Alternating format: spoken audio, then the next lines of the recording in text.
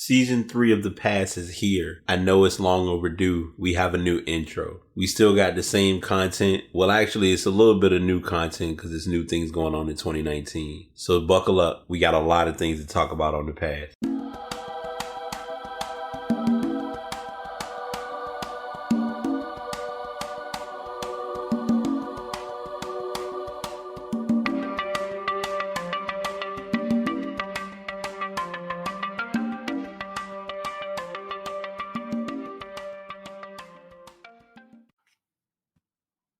What's up, y'all? This is episode 245 of The Pass. I'm your host, BT, trying out something a little different. As y'all can tell, this is another attempt of trying to, quote unquote, go live. So I'm going to go ahead and start doing some plugs on some other social posts. So if you do happen to jump in and see this being posted, I definitely would appreciate it. I'm going to kill some fluff time for a minute. And just tell y'all what I'm trying out, because I have been talking about doing this, but I have didn't have the strength or the courage to do it. But I am actually finally going to be recording podcasts live. Now, it's a mixture because you'll still get the edited version of the podcast, but you'll also get the option of listening to it on a regular podcast platform at your leisure. So this will be on Twitter and it will be on Facebook as well. If you want to check out the show, and if you happen to come in, leave a comment. It's definitely appreciated. It kind of lets me know what I'm doing right, what I'm doing wrong, what I could be working on, whatever the case may be. So if I see anybody jumping in here, it definitely will make me feel like I'm doing something right.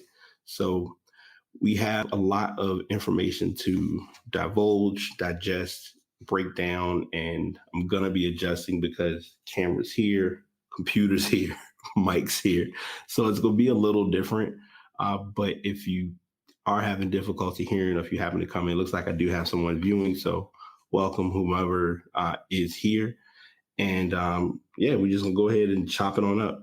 So this is the final podcast we'll be doing for the month of May, which is suicide, or not suicide, but mental health awareness month. So I do want to make sure that if I don't do it at any point, that I do it today. I want to promote or share, if you are in a suicide or in a crisis, you can call 1-800-273-8255. I have had that link in the show notes for a couple of months, and I've kind of just put it as a promo link in general. But if you do need help, or if you need any assistance, reach out, get help. I know it's not as easy as it sounds, but any bit of help is resourceful. So utilize that opportunity, or utilize that chance at that moment. That's kind of the best way I can kind of share it or tell it. When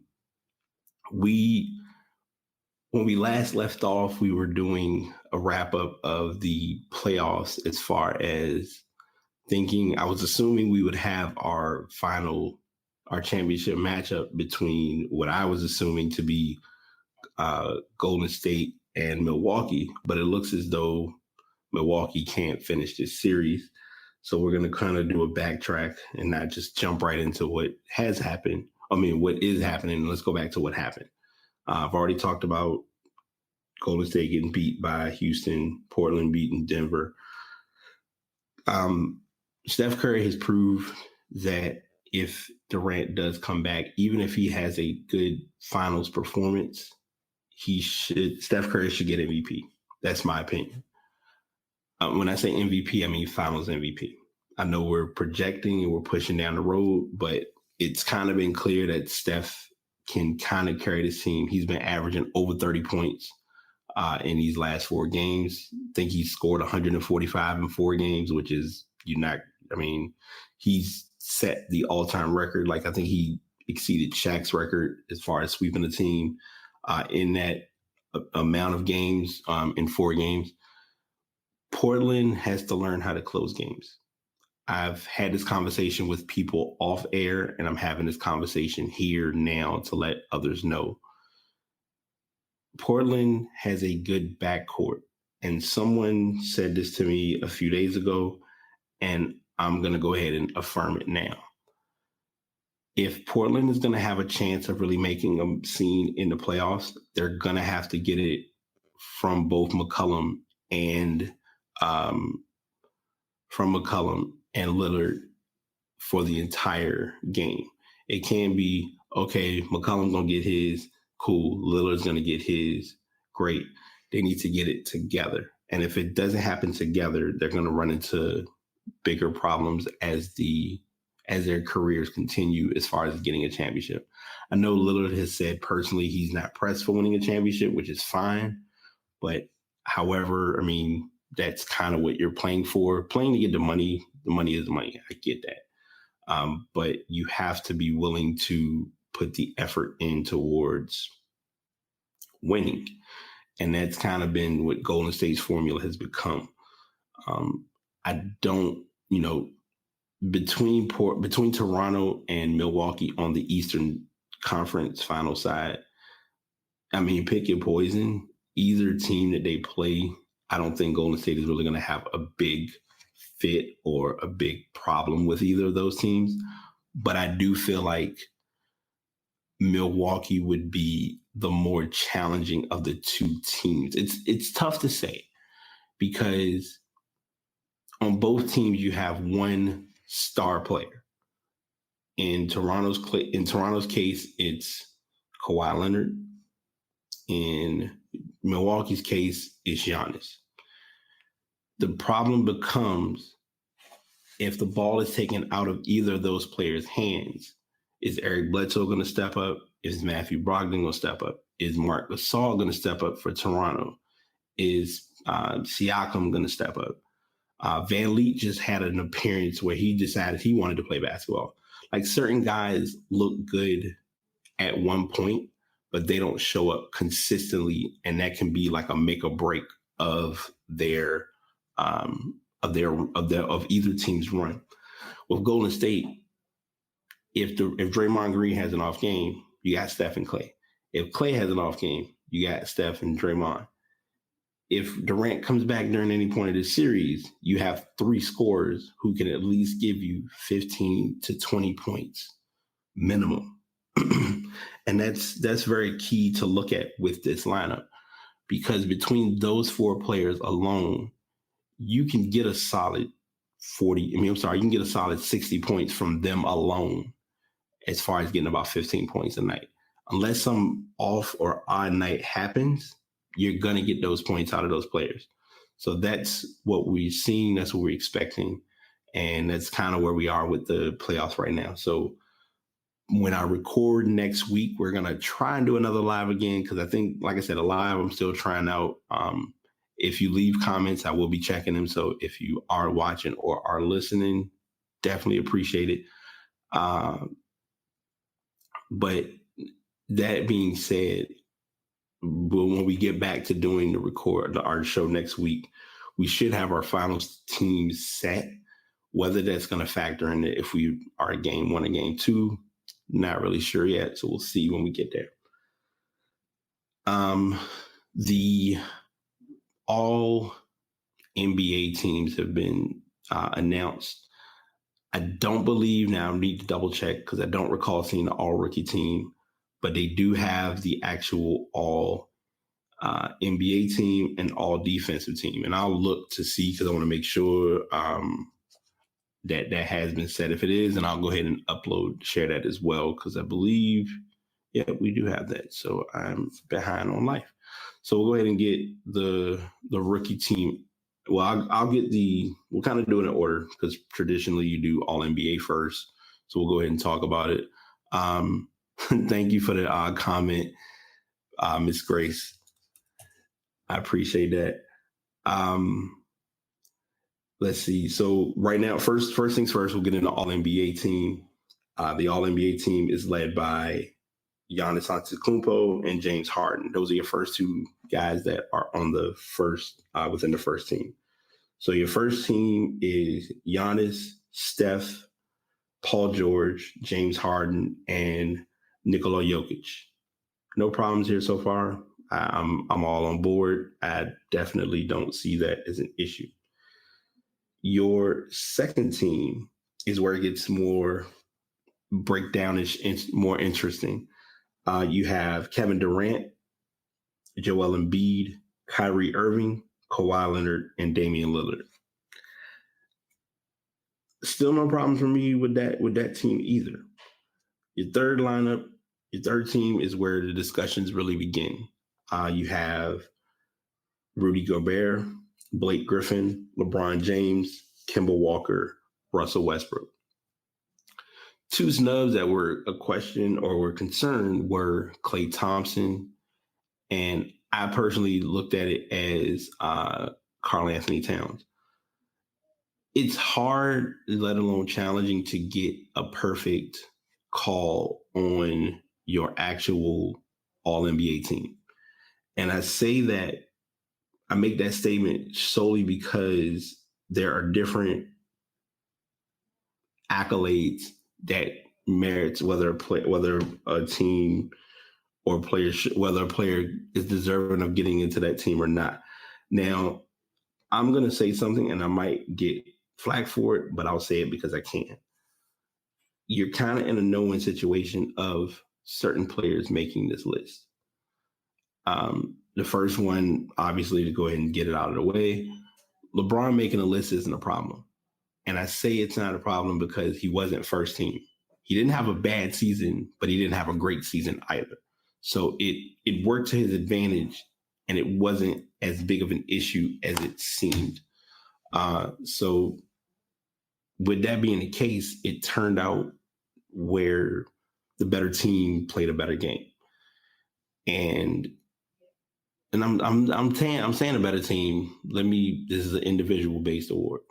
So I'm going to go ahead and point out the obvious. Let's get the obvious out of the way. First team, Steph, hands down, deserves it. No issues for me at all. Let me make sure because I think he did make it. Okay, Westbrook did make the list. Paul George, first, like your three MVPs, potential MVP candidates should be in the first team. Wouldn't make sense for them not to be. That didn't leave Steph, which Steph technically could have been an MVP candidate. I think it's one of those things where we're trying to find a way to equal out and even out the league as a whole. So Steph is in that conversation. Jokic has had a phenomenal season this year. Like no one expected him to play the way he has played. Second team, obviously Durant. What is there bad to say? One of the best players on the planet, if not the best. Joel has shown time and time again he's trusted the process and been playing his type of basketball. Kyrie has been consistent despite his talks of wanting to leave Boston. He's played his best effort on the court, which is all people want at the end of the day. Kawhi, I think Kawhi surprised people more than he did not shock them, if that makes sense. Kawhi played Kawhi basketball. I'll just put it like that. And there was no surprise to what we saw from Kawhi as far as a basketball player. Lillard has been consistent all year. He could have been in the MVP talk, but he didn't really have that big of a season, regular season wise. I mean, they were having their battles early on. But they did, they were able to, with giving the series that they played against Denver showed a lot. The series against OKC showed even more. But obviously, this is all based on regular season. So that's kind of where we are with that. Third team, let's see, Rudy Gobert. I personally think is going to be Defensive Player of the Year. We're going to get to all defense in a moment. Blake Griffin, I mean, what is there bad to say about him with Detroit? LeBron was going to make the list in some manner because, LeBron didn't have the worst season at all, but he had a decent season. So you can't knock him for what happened or how things went.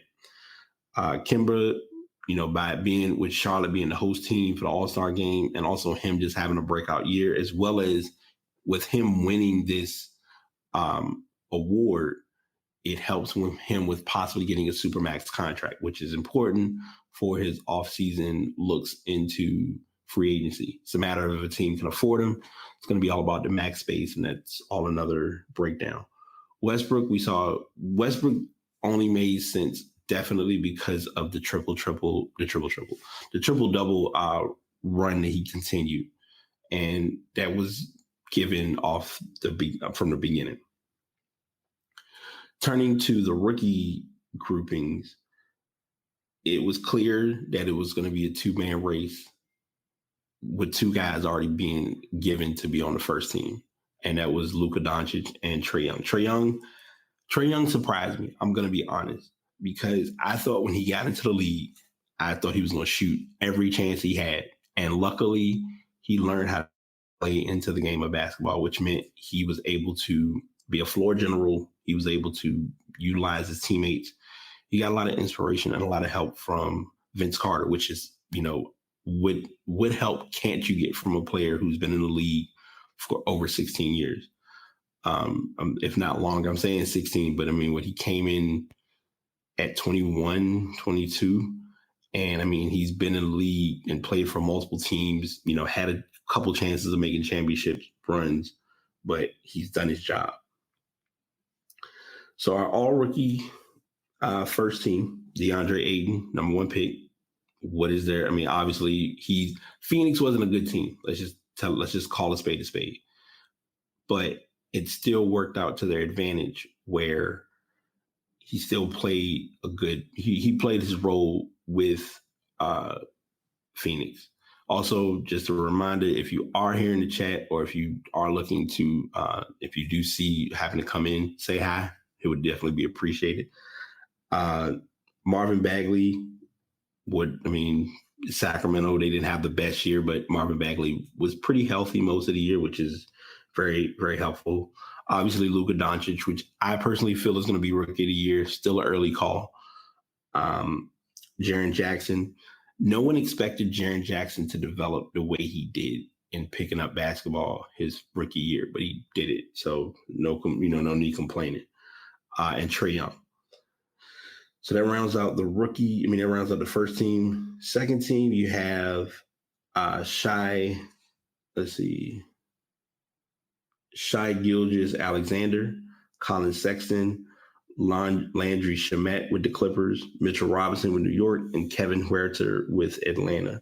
Now, I don't believe, if I'm looking at this right, I don't think there was a third team. Yeah, I don't see a third team on here. And I guess okay, so that's interesting. So they have Harry Giles listed as part of the rookie teams, but I think because he didn't play any his initial rookie year, so he kind of got a second rookie year like Ben Simmons did. And this year he was on the court, but we really didn't see much of him. I'm going to talk about this on my show because I feel like it's good to bring up, especially with talking sports. There are players in the NBA who have a chance to get it right, and there are players in the NBA who just aren't ready.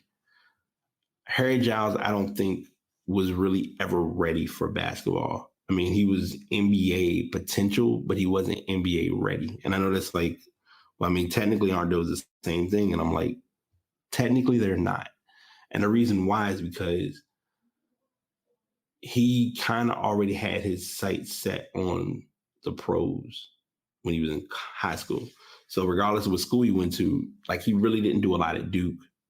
And I think I've talked about him on the show before. So I'm not going to give him a major amount of attention. But I will say, I really hope he has a decent year or a decent NBA career. Looking at the list, I like I said, it's a 2-man race between, well, you could kind of almost say a 3-man race, but they don't have Jaren Jackson listed because it's between Bagley, Trae Young, and Doncic. Doncic should get it. Doncic had to deal with a lot with his team, with Dennis Smith being released. They released Dennis Smith to give him the green light. And Kirilenko is going to be a very valuable resource for the team next year. Obviously, you have Dirk, I feel like Dirk is going to become a Drake for Dallas as far as being like an ambassador of some sort. I feel like they're going to find a way to implement a role to keep him with the organization.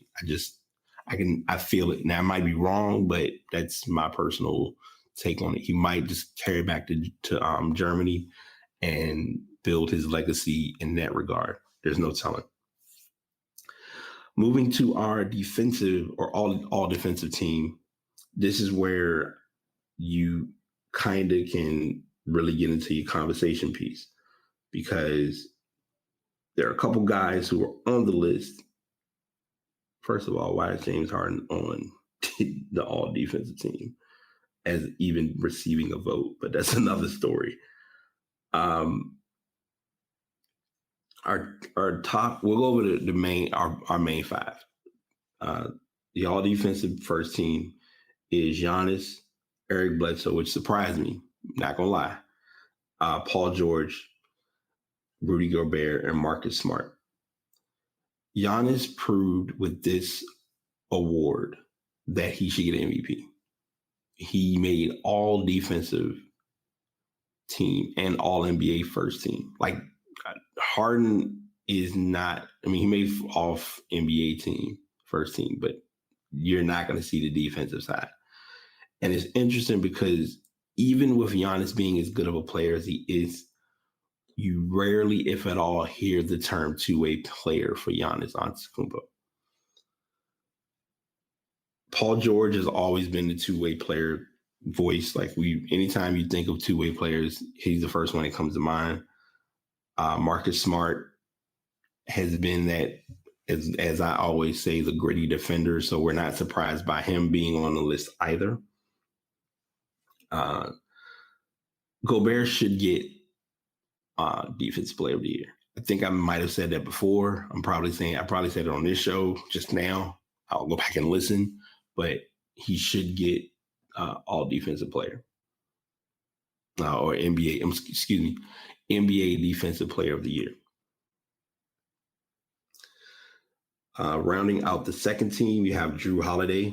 Shocker there. Klay Thompson. I wanted to give Klay the award on this end to make up for him not making all NBA team. Keep that in mind. Joel Embiid, obviously he's been very defense oriented. Draymond Green and Kawhi Leonard. Kawhi Leonard is another player that you always hear in that two-way player conversation. Jimmy Butler is in the top options for receiving votes as a honorable mention. I mean, I guess you could say the honorable mention. There are a list of other players as well. Like I said, James Harden made that list, which is still shocking. Even Steph Curry. Trying to see why Ben Simmons made the list, but hey, to each his own. And they show all the forwards and the centers as well. I wasn't sure if I was going to talk about this on the show, but I'm going to talk about it because it happened. We're in a Bleacher Report social media-esque era with sports or with news. Or it's almost like Bleacher Report, and I'm not saying Bleacher Report is a shade room. I'm not saying it's any of those tabloid sites, but they get information pretty rapid, and something that would normally stay under the radar can somehow find its way to go public. The Magic Johnson LA Lakers debacle is out of hand. And I say that with very strong feeling because I think they're trying to justify. Let's go back. Let me go ahead and paint the timeline because I know I'm normally just talking about things, but not really giving you the full timeline of like, hey, here's what happened. He took the role a few years ago. He came in, he had a strong vision. He had been there for, I think he was in the role for 3 years, if I'm not mistaken, because he was pushing to get, he had goals or he had plans of trying to get Paul George there. Obviously, he was able to get the LeBron transaction completed, among other things. this season might have been the toughest season for him because there were a lot of things that needed to be changed for the culture of the Lakers organization. And he was in that position of trying to do that, but it was tough for him to try to do that. So on Monday of this week, which would have been the 20th, he was on First Take and he gave a bit of a response. And I'll read. This is normally this is where I'm still going to adjust to live recording because I got to read and I don't want to, unless I have it right here and read, it's still going to be read. So during a lengthy appearance on ESPN's First Take on Monday morning, Magic Johnson explained why he stepped down from his position with the LA Lakers last month and divulged some details regarding what went on behind closed doors that made him feel like he needed to part ways with an organization that he holds dear to his heart. Johnson had a whole lot to say, but his comments made one thing crystal clear. He felt betrayed by Lakers GM Rob Pelinka, who Johnson didn't know prior to his role with the Lakers. This tells you a lot just off of this portion alone.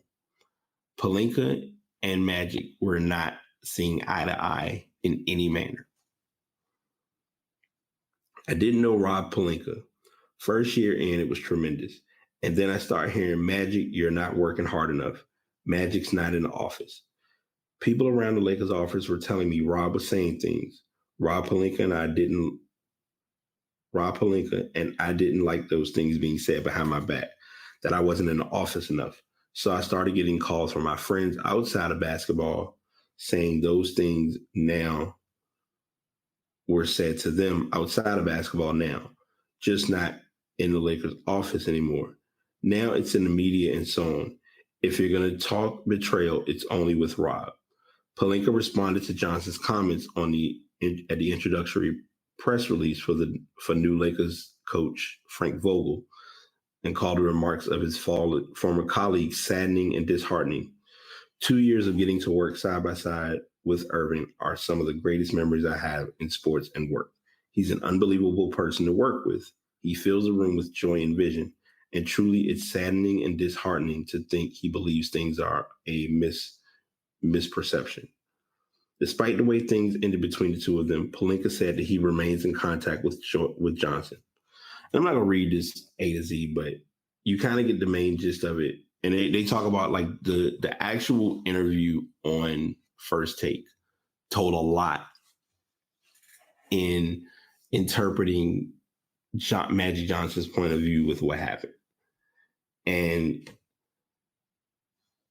I think, and this is where podcasting and video recording is going to have me really looking up and analyzing how I'm going to break this down. Magic wants what's best for the Lakers organization.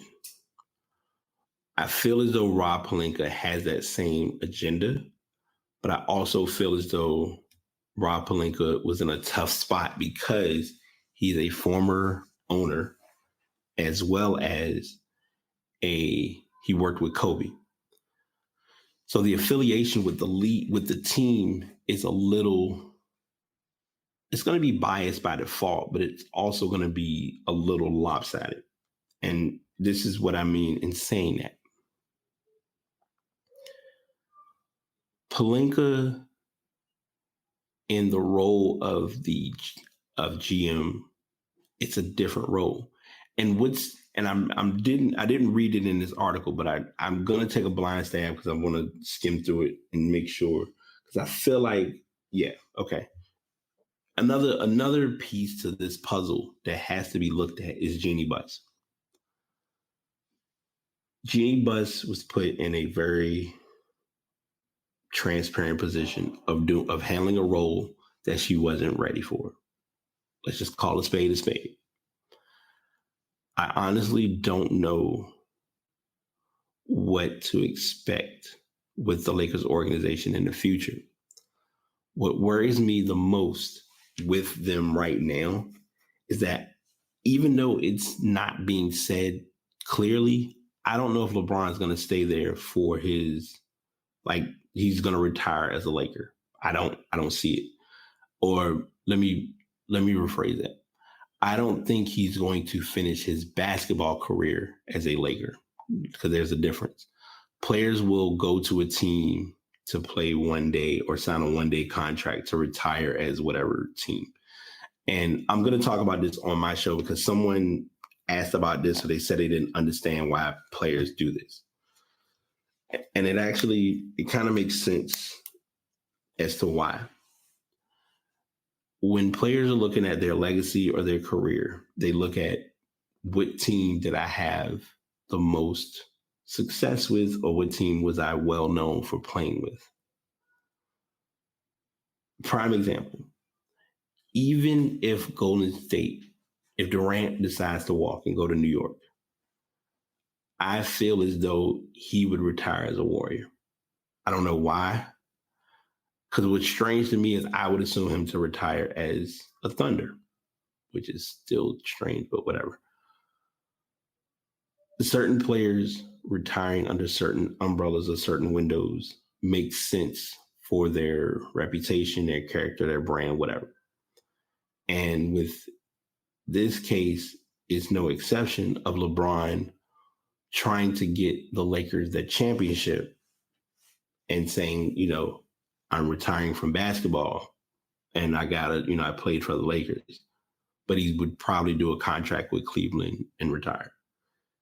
I don't know if that made sense in explaining what the reference of the player retirement, how that all works, but I'm just saying this to share it as in the industry of sports. I'm talking about that, but I'm bringing it back to Magic in the discussion or in the discussion of sports. It's a business.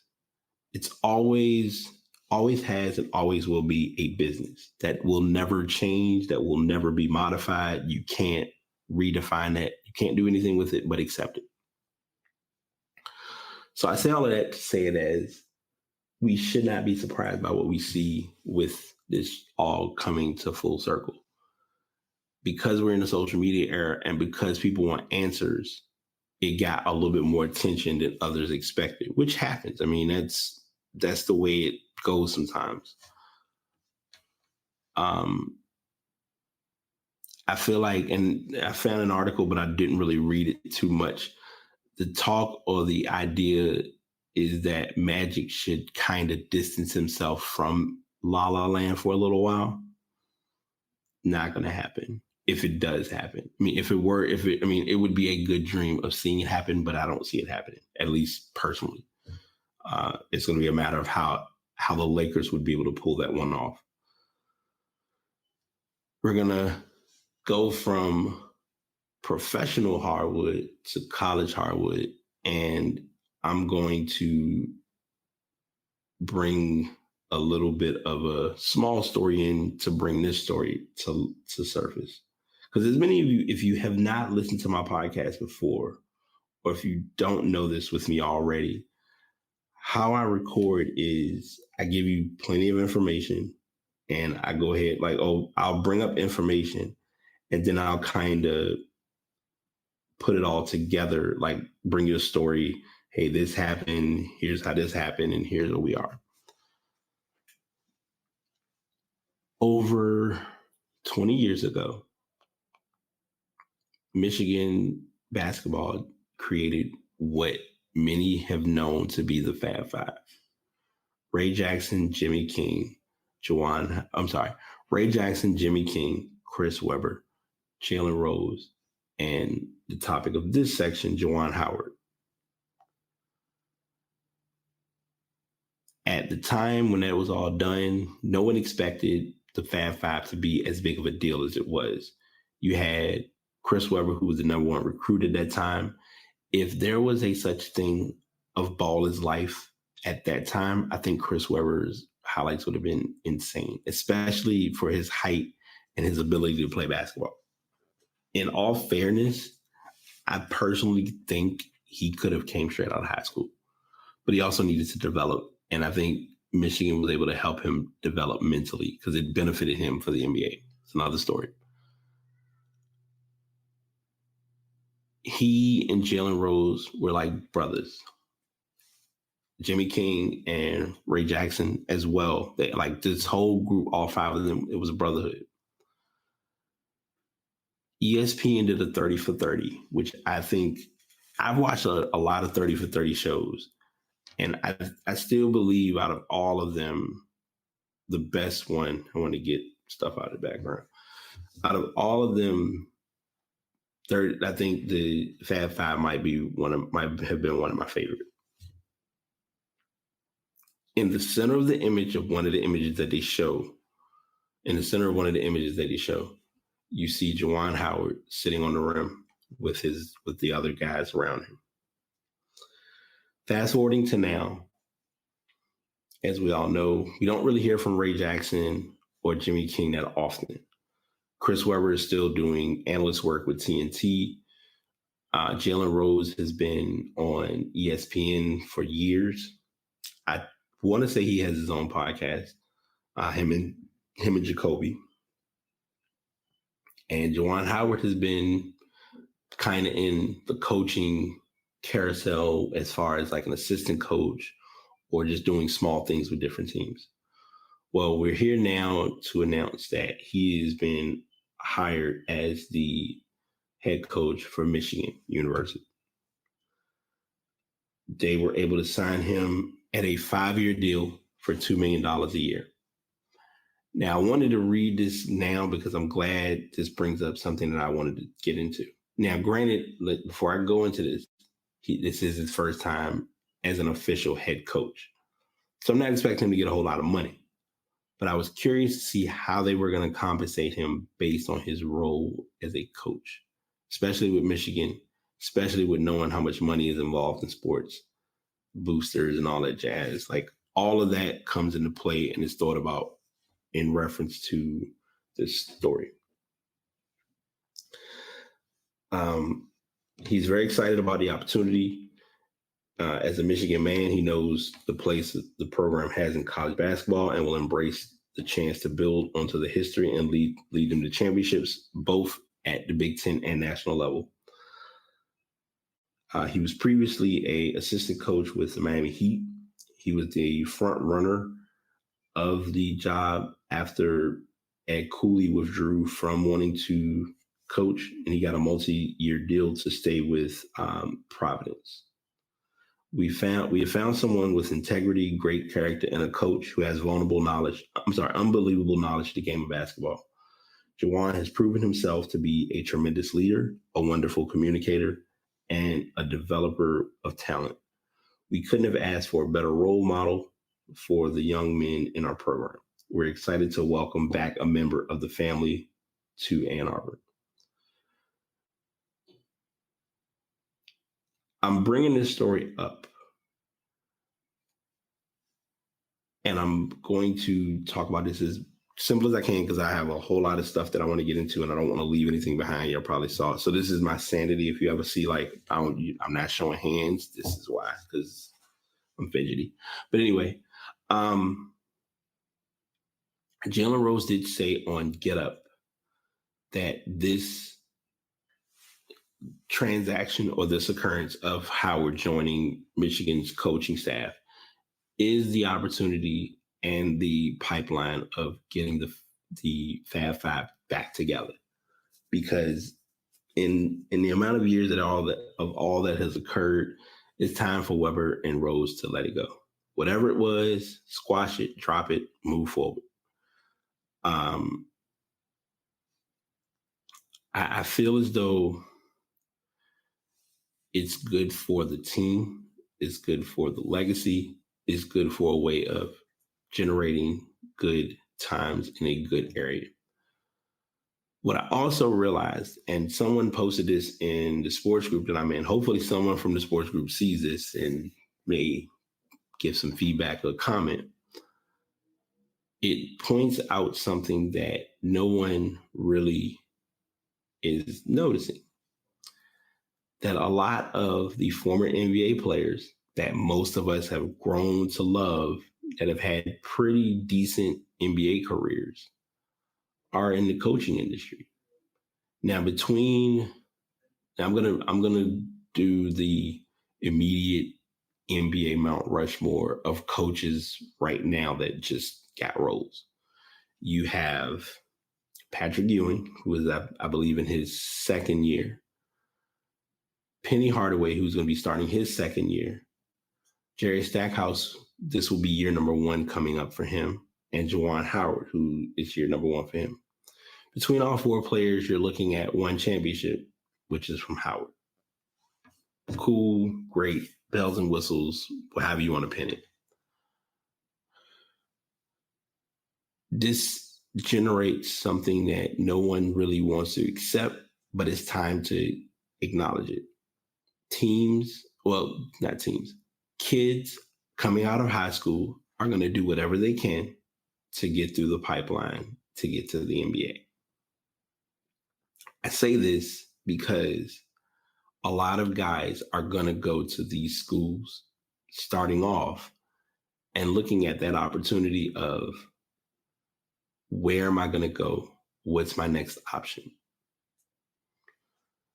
In Memphis, the story that makes this evident and clear is Memphis.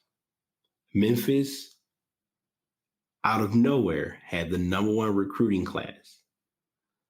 And they have about 6 or 7 guys coming in to this upcoming class.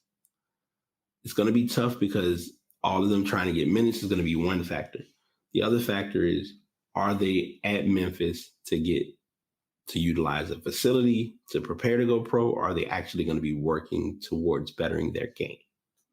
And when I say bettering your game, some kids don't realize coming out your freshman year is not going to help you in some cases. I use him as an example, but I'm going to say it because it's the truth. De'Aaron Fox needed Coach Cal more than Coach Cal needed De'Aaron Fox. And I say that in a delayed manner because Fox was a good point guard, but Calipari gave him the tools to become a better point guard. Calipari didn't need De'Aaron Fox on his team because they already had Joshua Quaid, I think, or Quaid Green. Well, I can't remember his name, but it was another guard that was there who he ended up transferring this offseason. I forgot what school he went to. And that was kind of like this, trying to run different guards and things of that nature. I bring these guys up because a lot of teams in the next few years, or a lot of high school prospects over the next few years, are going to look at these schools and see, oh, Stackhouse used to coach in the NBA. Stackhouse has connections with players in the NBA. They have connections with teams in the NBA. This could be my way of getting into the league. Could work in their favor, could also burn them in the end. We don't know yet. It's still early. But I like the transition of more Black coaches in college basketball. I also like that they're making it clear we're here to send a message and let other schools know about business. I'm a little concerned for Vanderbilt's case with Stackhouse, only because Vanderbilt's not a good team. And it's not even about them being not a good team, but they're in the SEC with Kentucky. So I'm thinking about that as well. I'm bringing all those things in just as randomness, but it's looked at when you think of if these kids are going to go to this school to try to get to the next level, or if they're just there because they really are trying to get an education. Like when Darius Garland went there, it was already clear he was going to the NBA, whether he was hurt or not. And even with him showing in the NBA Combine, he didn't play very long, but he played long enough to show what he could do. So that's where we are with that. Like I said, I wish Juwan Howard success at Michigan, and hopefully this upcoming season, the biggest thing or the biggest achievement, winning the Big Ten is whatever. If they can make the actual tournament in his first year, that's going to be telling. And that's kind of all I got. Professional football is kind of at a standstill. Hasn't really been much going on. Off season is kind of boring. Things are hitting here and there, but nothing like major. So I'm really not going to give you much in that regard. But I do have some soccer. So there is talk that Vincent Kompany, who just recently won the Premier League, I'll get over it. That man, he will be leaving Man City and going to play for the Belgian club Anderlecht. He is 33. He is the longest serving player with the team, who had been with them since 2008. His contract is likely going to be running out, and they're going to go ahead and let him go to that team, which is okay. Because, I mean, Kompany is not younger, and it works out in the long haul for him to, go somewhere and just kind of play at his pace and play on his terms, because Premier League is a high level or high pace level of football or football. They talked, they mentioned that he had multiple injury issues. He did start 5 of the last 6 matches to win the title, to help them with winning the title. And he did score a winner against Leicester to kind of cement them winning the actual Premier League. And they just give a little bit more information in regards to that. But I'm glad for Vincent Kompany has been playing pretty solid soccer with the team. And I've kept up with it as best as I can. Obviously, I try to watch. I watch games for Man City, but I get upset because it's like, it's not Liverpool. Not Liverpool. It's not Chelsea. So I just kind of support it my own way. And that's just kind of where I'm at with it. So that's our sports. More time I spent on sports than I have in a long time, but that's neither here nor there. We do have stuff. The first story, I'm a little upset because it looks like it doesn't want to load, but I'm going to kind of freestyle it a little bit, and we'll talk about it. So Pandora, many users who are more inclined to the who are more inclined to a free streaming service use Pandora. And I'm going to be 100% honest. I have no knock against that at all. Pandora has been in the game for at least, I'm almost wanting to say 10 years, if not longer. I might be exaggerating with that time period, but I feel like Pandora's been out there for like quite some time. And it was time for them to do something a little different. And they did. Most people who use Pandora typically use it on their phone, or they just open up a web browser and play Pandora. Well, Pandora found it could have the image. I'll try something out real quick. Spotlight. Whoa. If y'all hear that, my bad. I'm going to show y'all something. So that little icon right here, that's Pandora's new page. I don't know what's going on.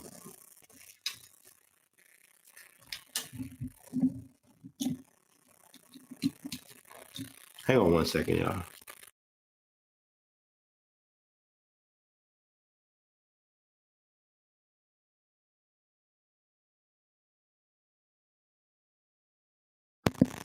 Okay. So we're going to do like this, because hopefully y'all can't hear that. It might just be that headphone.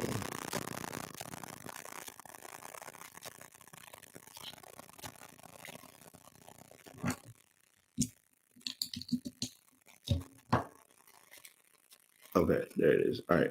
Sorry about that. I'm over here trying to still learn this technical thing. But Pandora has a native desktop app. It is available for Mac only right now. It will be coming to Windows soon. Like I said, I just showed it on the Mac. I've used it I mean, it's pretty self-explanatory, pretty cut and dry. Um, you can, you can play music. It's not available to play podcasts as of yet. And all right, we about to just freestyle. It includes the controls for Pandora modes, as well as allows you to play, songs for you, such as crowd phase and newly released. You can use it for any tier. You don't have to. It's not for only paid membership. They will be doing the Windows version of it soon. They haven't given a date for that release, however. Like I said, I've used it, and in a little bit of time that I've messed around with it, it's not as bad as it seems. It just takes some time to get used to. And I'm sorry, I'm over here like technically fixing stuff because I don't know what just happened. So if I'm making noise or it's like me cringing or wringling stuff, it's just my tech mode activating. Yeah, still crackling. Okay. Oh, okay. So it's in one ear. And it crept over to the other ear. All right, fine. Okay. So that's mainly it for Pandora. I mean, that's the Pandora app as a whole. Like I said, I've tried it. It looks and feels pretty good. I don't use Pandora very often. Obviously, if you saw my desktop just now, I typically am on Spotify, and that's just kind of where we're at. I'm surprised I'm doing a show with no water. By the way, this is new, so it's a little different. Like people are coming, like walking through, and I'm just like, I hope no one thinks I'm like excessively loud, but I'm probably not. But anyway, I found this story. I'm gonna kind of talk about it, and we'll have a discussion about it because esports has become its own ecosystem, to say it without saying it. And personally, if you know esports or know the scene, you kind of saw this coming.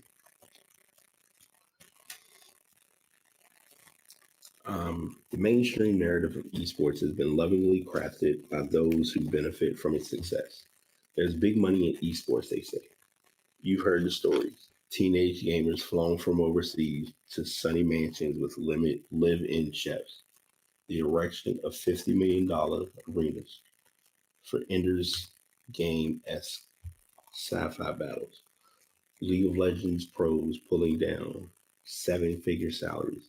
Yet there's a reason why these narratives are provocative enough to attract lip-licking headlines in business news and have accrued colossal amounts of venture capital.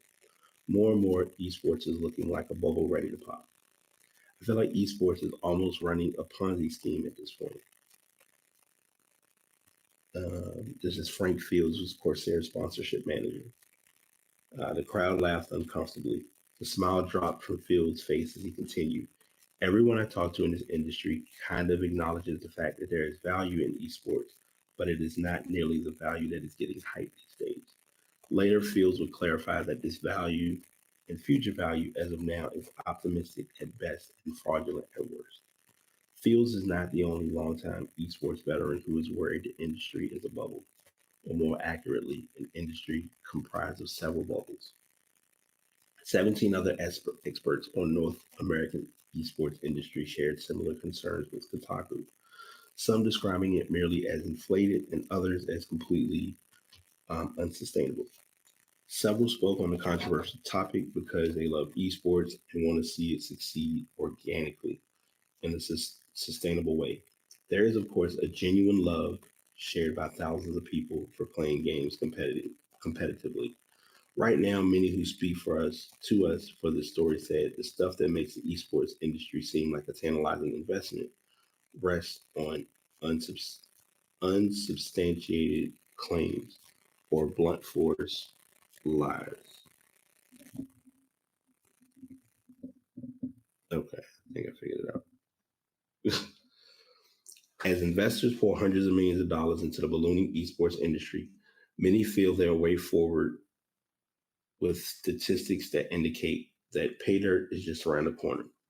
League of Legends gets more viewers than Super Bowl, reads one 2019 headline from CNBC, glossing over the fact that they're comparing Apple viewership metrics to Coconut viewership metrics. A 2017 Morgan Stanley report leaked to Kotaku claimed in the first year the Overwatch League could conceivably generate $720 million in revenue, about the same as World Wrestling Entertainment. So this is a numbers article. I'm not going to read this A to Z because it's a lot to talk about, and I want to get to every topic that I have. Esports is a moneymaker.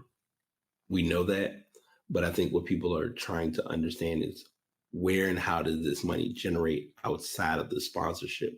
Like what business sacrifice is done to achieve some of the funds that are poured out into these events? I thought about this and I looked at that article because the first thing I thought of was this weekend is Combo Breaker, which is in Illinois. And for everyone who is attending the event, they've generated like a 48-page special that shows all of the participants and like bios and information of each person that's there. Something of that magnitude would cost, probably $30 or $40 because it's like almost the little inserts they give you when you go to sporting events. Like, hey, here's so you know who's gonna be playing in this basketball or this football game today. And most of the time they give that to you at a game. And here it is, you're getting this at an esports event, but it's more information. Esports has formed into its own ecosystem, which a lot of people like and a lot of people hate. And in all fairness, I understand the true meaning of the love-hate relationship between the two, but now it's almost a no-win situation. So we're going to we say this all the time, but we're really going to keep our eyes close on what esports is doing. Because I think there's something that's coming that they're really not wanting to make clear or well known. I don't know. It's something in the air with esports that has even caught my attention on occasion. Like, I'm not even gonna lie. I've thought about it from time to time where I really would like to give esports a nod, but I'm not sure if it's really what I'm meant to do.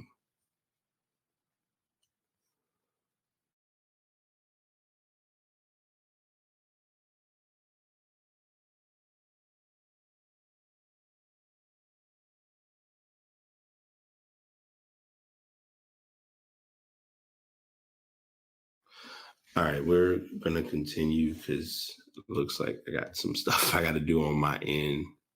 I don't know yet. I'll find out in a second.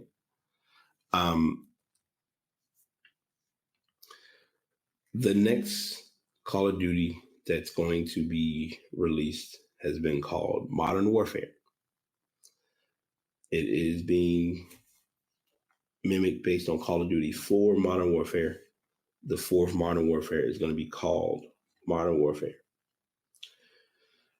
It leaked on YouTube earlier on yesterday morning. Activision has been showing the game to press influencers for a week or two, so a leak like this was expected. Kotaku has not seen the game or agreed to any embargo, but they have heard from many sources connected to the Call of Duty world that it is going to be a soft reboot of the first one, developed by Infinity Ward, which is expected to release this fall.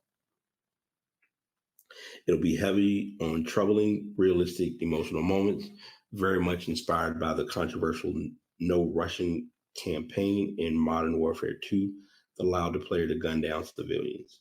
Kotaku also broke the news on Saturday that Activision's mega popularity shooter series has been flux, with Black Ops Studio Treyarch taking over lead development of COD 2020 from Sledgehammer and Raven. Video games are absurd. We can expect to see more from Call of Duty Modern Warfare soon, likely next week, which means everybody's going to be breaking down the video that they saw or giving reaction videos to what just occurred. Sonic the Hedgehog, the movie, is looking to be delayed to 2020. They're doing this to fix the look of Sonic, because I think a lot of people don't like the appearance of the design of Sonic in this in this movie. They're pushing it back to, ironically, Valentine's Day. From the time that they showed the initial design, no one was pleased. So there was a lot of feedback and a lot of input given regarding that. That's kind of really all that's kind of what the article says. It's, changing. Let's see, fans weren't happy with Sonic's design in the movie trailer released, which prompted Fowler to respond early. The message is loud and clear. You aren't happy with the design. You want changes. It's going to happen. Everyone at Paramount and Sega are fully committed to making the character the best he can be. Changing the design means more work from VFX artists and post-production personnel. Without a new release date, concerns about crunch were inevitable, hence Fowler's hashtag. No VFX artists were harmed in the making of this movie. That is what the hashtag said. According to Fowler, the redesign work will push the movie back 3 months to February 14th, just in time for the romantic holiday Sonic was made for. And I think it's tough because it's not just the actual initial design that we see, it's the angles and the views of Sonic that it doesn't look right. So we'll look forward to seeing what's next for Sonic. I'm not going to talk about this story, and I'm trying to think, do I want to talk about Apple? I don't have this listed, but I'm going to talk about it because I forgot to add it as one of my topics. PlayStation and Xbox are playing nice again. They are working on generating they're working to generate an actual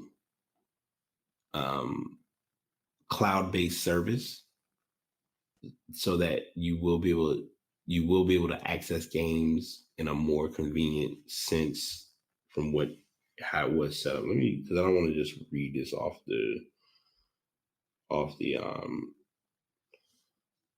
just out of nowhere. Give me 1 sec.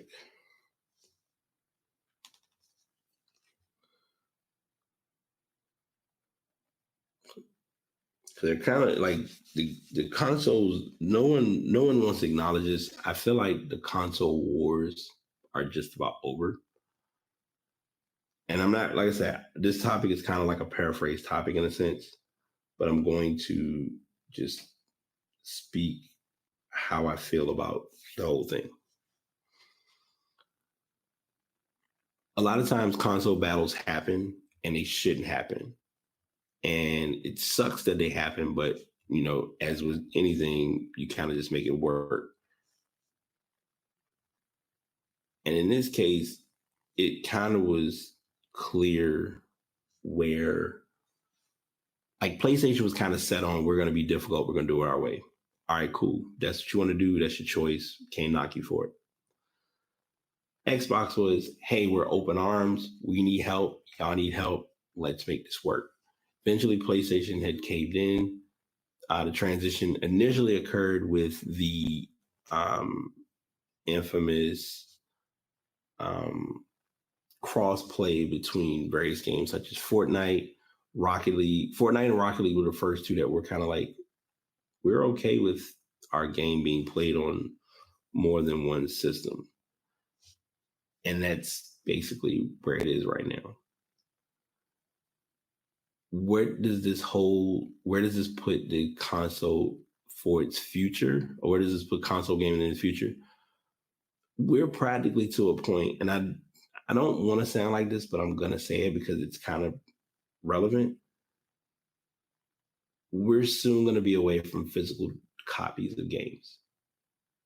I feel like PlayStation is practically there. Xbox has made it clear with the streaming services, trying to, providing you the monthly fees.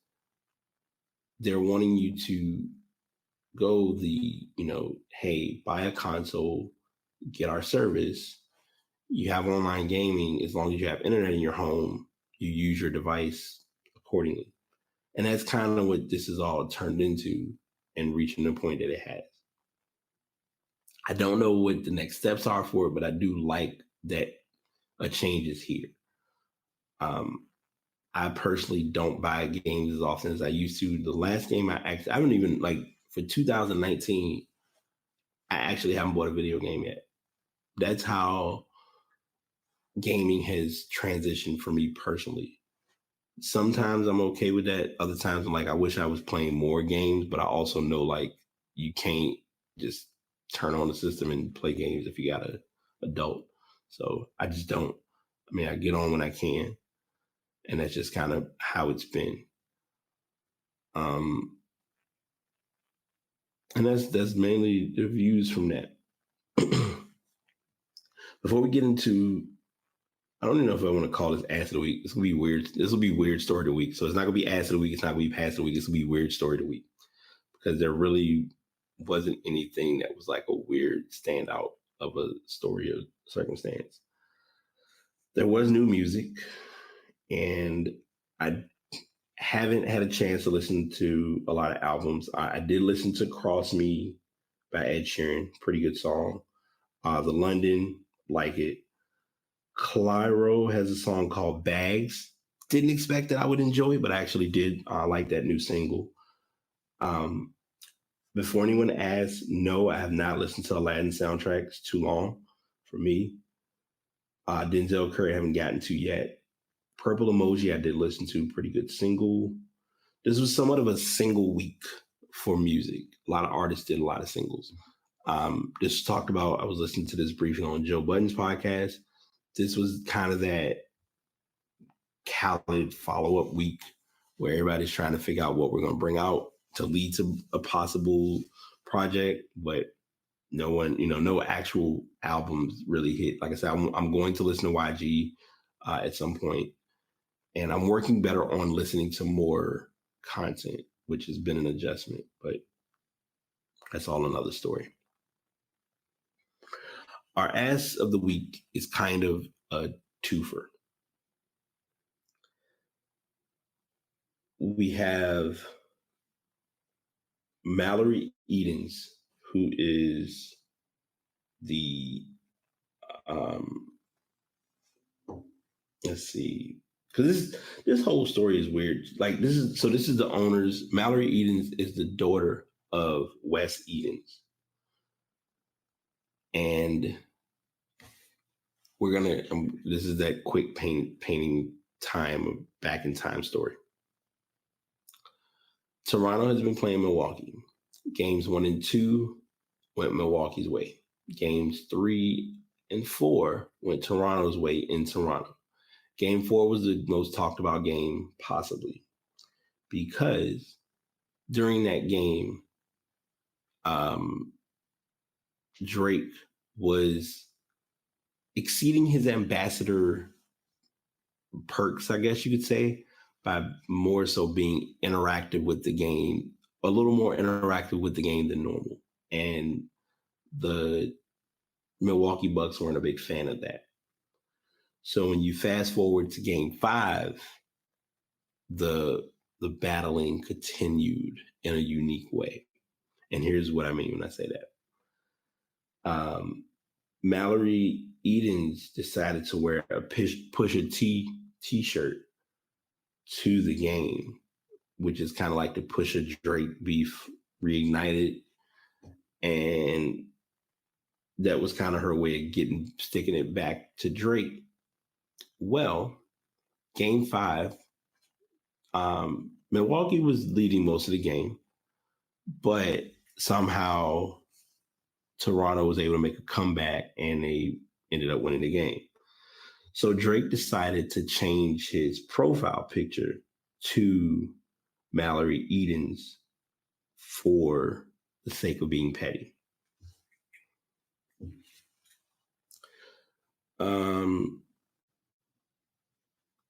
Yeah, kind of paraphrase everything that was just read. Edens, who's the daughter of Bucks owner Wes Edens, demonstrated a strong trolling game when she arrived at her courtside seat wearing a T-shirt bearing the likeness of Pusha T, a rapper famously engaged in a feud with Drake. In response, Drake then changed his Instagram profile to a picture of Mallory Edens. It's it's weird. He added to his Instagram story, great. Give me a sec. He added to his Instagram story a picture of Edens in the shirt courtside at Game 5 with the message, "All is fair in war and war. All is fair in war and trust me, I'll still get you tickets to OVO Fest." OVO Fest was started by Drake 9 years ago, but has been on hiatus since 2017. So many fans took this as a sign that Toronto-based music gathering would be back in 2019. Drake, who stayed in Toronto for Game 5, but will surely be back on the sidelines for Game 6 on Saturday, became the center of conversation after his demonstrative Game 4 antics on Tuesday. And it's kind of the main story. So it's not, like I said, it's not really Ass of the Week. It's just odd story of the week. Just Drake kind of sticking it to Milwaukee after Game 5 win, even with him not being there, and sending the offer of coming to the OVO Fest. So I'm going to give a pass the message to close the show, and we're going to wrap up because it looks like everything is still technically learning and adjusting. My message to pass along, and I don't think I've shared this before, so this will be my first time saying this, and it's mainly my main gist of today, is to value friends and family. Family, you only get one family. You don't lose a family and regain a whole new family. And I know that's like, well, I mean, when you get new people that you get to know, they're considered as family. And it's like, yes, but they're not your original family. And I say this because I look at the point or place where my parents are, where my father is. He's not getting any younger. My mother's not getting any younger. I'm obviously not getting any younger. And my siblings are up in age to the point where I need to really do my best in keeping in contact with them as possible. And sometimes I don't do that because a lot of times I'm very disconnected, which I'm working on big time. But I just wanted to share that message in pointing out that if you're in that phase or in that rut where your life isn't, quote unquote, going the way you want it to go, just remember you have family, you have people that you can utilize as a proper avenue, but don't use your resources for a weakness. In other words, just because I have family and I'm looking to get a job at a company doesn't mean, okay, I got a job because I know they're going to help me get a job. It should be, I need to put my effort into getting the job. And if they're able to help me in a small manner with a reference or with a recommendation, utilize it in that regard, but don't think that because you know someone that knows someone that you're automatically going to get what you deserve. So that's on the family side. With friends, those who are your true friends are going to get that there are going to be days that you're going to be readily available and there are days you're going to be disconnected. Your true friends are going to let you go through that disconnecting phase, but know that you're eventually going to come back. You have to bounce back. Like sometimes we feel like we're never going to bounce back, but bouncing back is the hard part that we're not ready for, but we know it's there. So value the friends, value family because you only get one family, and value friends because even with those friends may go away and you may get new friends and have to start all over again. So I hope everyone enjoyed. I know this was a long show. I'm going to go through and do some editing, and I probably am going to have to do something a little different, which I think might be using the recording for the video as the audio. Possibly idea. Save on using other program. Well, I still need the other program for its purpose, but so I don't burn the candle, like burn both ends of the candle, I guess you could say. So thank y'all for tuning in. Links will be in the show notes as always for the microphone, the Blue Yeti. And shout out to Logitech, by the way, because they're the camera that helps you see all my craziness that's going on right now. So until next time, y'all take it easy, be positive, and I'm out. Peace. Another episode is in the books. Thanks to everyone for tuning in. As I always share, if you'd like to get into podcasting, you can check out Spreaker.com. And if you're looking to invest in a microphone, or if you're looking to genuinely start with recording, I use the Blue Yeti microphone, but you may prefer to do the Samson Meteor. Just know that if it's your craft and it's something that you're meant to do it and do it well. That's my main thing to tell people about 2019. Do it and be reliable. Y'all take it easy.